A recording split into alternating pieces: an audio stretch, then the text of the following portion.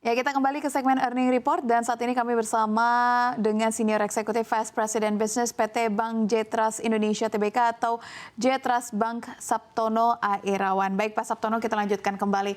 Ini masih seputar dengan adanya indikasi cut rate yang akan dilakukan Bank Indonesia di semester 2 tahun 2024. Bagaimana dengan optimisme penyaluran kredit di sektor prioritas di tahun 2024 untuk J-Trust sendiri Pak? J-Trust sendiri kita tentunya akan fokus kepada sektor-sektor yang sudah kita canangkan di depan ya. Dan tentunya kalau untuk di Indonesia kita akan juga fokus untuk support kepada sektor-sektor terkait dengan UKM ya. Small Medium Enterprises itu juga menjadi salah satu fokus kita. Dan tentunya Indonesia ini dengan adanya pemilu di awal tahun 2024 ini, kita juga berharap bahwa pemilu berlangsung dengan baik. Sehingga kondisi ekonomi juga masih akan tetap kondusif untuk melakukan bisnis di Indonesia. Kita sih expect bahwa 2024 akan mungkin lebih baik dari 2023 ya tentunya. Lebih baik dari 2023. Ada lagi nggak Pak perubahan ataupun inovasi yang dilakukan terkait dengan lending yang akan dilakukan oleh J-Trust Bank di tahun 2024? J-Trust ini kita masih fokus kepada pembiayaan. Pembiayaan ini kita tentunya akan lakukan secara konservatif. Selain juga melihat sektor-sektor lain yang tentunya akan lebih bertumbuh ya di tahun 2024, kita juga masih memfokuskan diri kepada sektor-sektor yang sekarang kita memang mumpuni di bidangnya. Ya. Iya, berarti survei ini masih akan terus dilakukan ya pada sektor prospektif ini ya Pak ya? Iya, betul. Sampai dengan tahun 2024. Betul. Selain giat mendorong ekspansi kredit, bagaimana juga strategi dari J-Trust Bank untuk mengelola likuiditas perseroan Pak? Ya. Likuiditas itu buat bank memang sangat penting ya, itu adalah darahnya bank. Jadi untuk tahun 2024 ini tentunya kita akan fokus kepada pemenuhan likuiditas kita. Kita akan mencoba untuk mengambil dana pihak ketiga sebesar-besarnya ya, sesuai kemampuan kita. Dan dana pihak ketiga ini tentunya yang akan kita ambil akan lebih banyak ke arah kasa ya, current account dan saving account, karena itu yang akan membuat kita memiliki cost of fund yang lebih rendah. Nah, cost of fund yang rendah ini selain kita dapat dari kasa, kita juga akan aktif melakukan yang namanya promosi campaign produk-produk perbankan. Dan kita tahun 2024 ini tentunya akan menambah tim di dalam sistem untuk untuk meningkatkan kasa kita.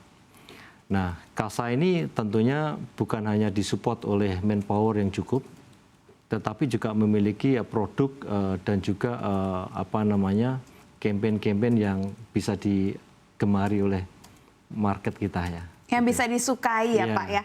Kalau misalkan berbicara tentang campaign, apakah 2023 campaign untuk mengambil kasa ini juga sebenarnya sudah dilakukan? Bagaimana perjalanannya di tahun 2023 ini Pak? Ya, 2023 ini selain kita banyak melakukan campaign, kita juga sudah melakukan beberapa inisiatif yang terkait dengan kasa ini.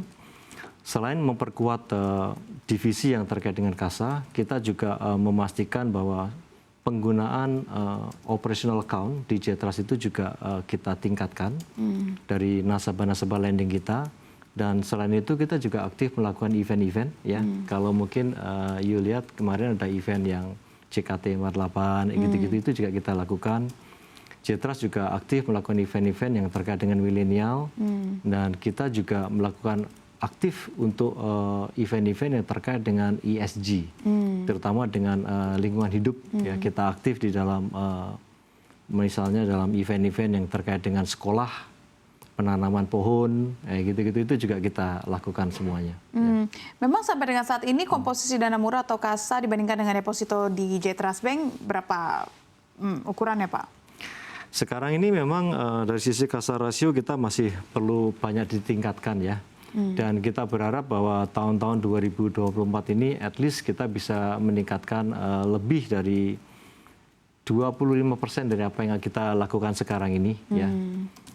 25% dari apa yang telah dilakukan. Ya. Evaluasinya apa Pak berarti di tahun 2023 ini agar betul-betul cita-cita ini bisa tercapai di 2024? Ya, memang akan kita lebih banyak melakukan campaign untuk KASA ini, termasuk juga produk-produk KASA juga kita selalu lakukan review ya.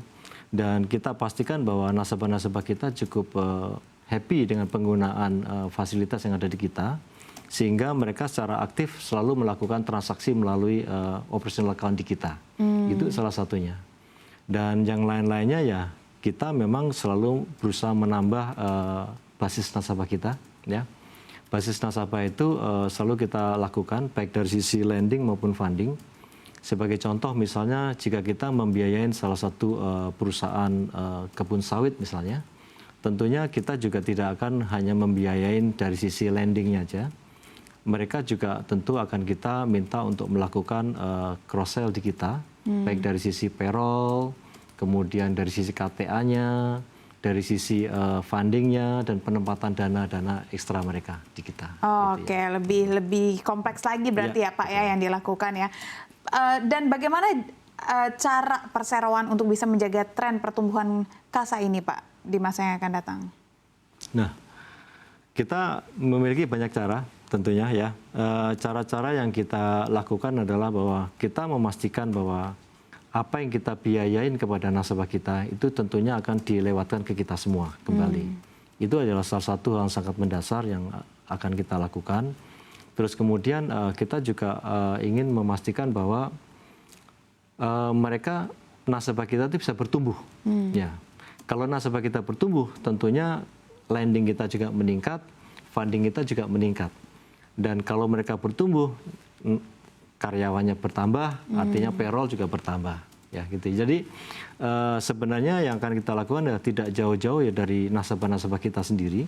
Nasabah-nasabah kita itu yang akan kita mungkin lebih berdayakan untuk menopang kita punya pertumbuhan. Iya, jadi memberdayakan nasabah agar bisa berdampak juga ke pertumbuhan dari Jetras Bank sendiri. Betul. Ya Pak ya, agar ekosistemnya semua bisa berjalan sepenuhnya dalam naungan Jetras Bank. Betul. Dan terkait dengan hal ini Pak, apalagi upaya ataupun inovasi selain campaign atau mungkin event yang dilakukan untuk bisa mendorong DPK dan juga jumlah nasabah?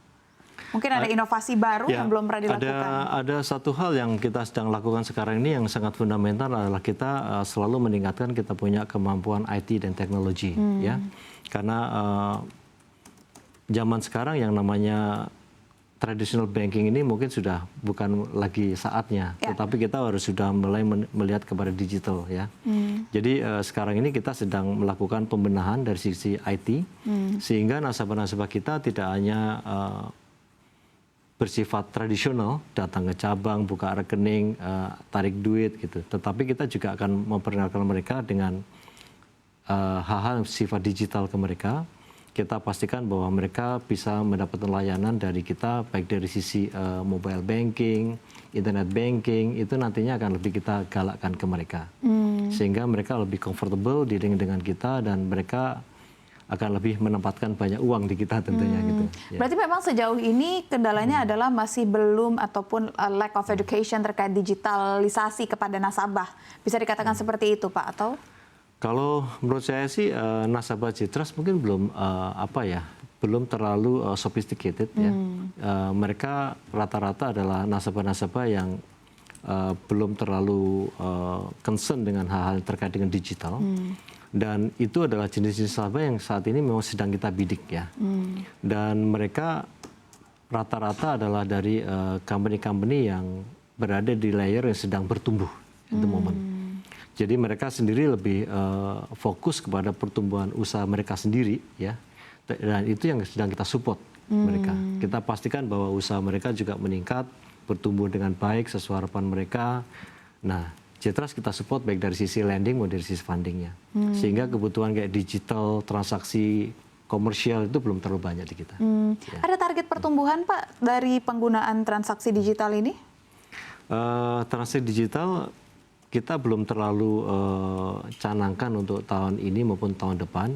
Kemungkinan di tahun 2025 nantinya akan mungkin kita lebih tingkatkan. Oke, apa yang menyebabkan di 2023 dan 2024 ini memang belum menjadi fokus utama, Pak?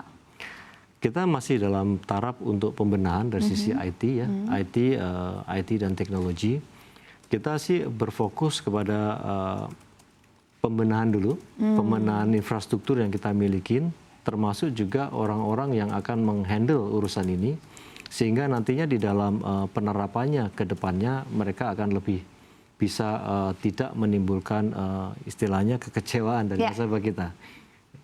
Kepuasan nasabah itu adalah utama, ultimate kita ya. Iya, jadi memang masih dalam proses pembenahan infrastruktur dan juga sumber daya manusia agar ketika jadi dan siap diperkenalkan sudah menjadi sangat matang ya Pak ya. Betul. Produk ini. Terakhir Pak, untuk menutup diskusi kita, apa saja filosofi Jepang yang diadopsi oleh J Trust Bank untuk mendorong perkembangan bisnis dan juga untuk meningkatkan layanan terhadap nasabah? Biasanya nih value-value Jepang itu sangat menarik Pak. Ya, kita ada satu value yang kita adopt di J Trust ya, itu adalah Kaizen. Kaizen itu adalah salah satu filosofi Jepang yang cukup tua, dan itu sifatnya adalah usaha untuk meningkatkan perbaikan diri secara reguler. Jadi usaha perbaikan ini kita lakukan secara berkesinambungan ya, dan itu lama-lama menjadi suatu kebiasaan ya. Kebiasaan untuk menjadi lebih baik, selalu improve kepada kualitas diri, itu kalau di J Trust itu kita terapkan ke dalam beberapa bentuk nilai. Ya. Salah satu nilai yang kita terapkan adalah bahwa dengan Kaizen itu kita berharap teman-teman J Trust ini kita berharap bisa client centric ya, client first, nasabah first, terus kemudian juga kepada nilai-nilai yang namanya disiplin sama responsible ya. Dan juga ada nilai-nilai yang sifatnya trial and learn more. Jadi kita dari nilai-nilai ini kita diharapkan selalu bisa belajar dan mencoba sesuatu untuk sesuatu yang lebih positif gitu. Iya. Jadi berharap filosofi Kaizen ini bisa diterapkan kepada para pekerja untuk menjadi client first, diutamakan, disiplin dan juga responsible, serta yang penting learn more. Harus belajar. Tetap ya Pak ya. Oke.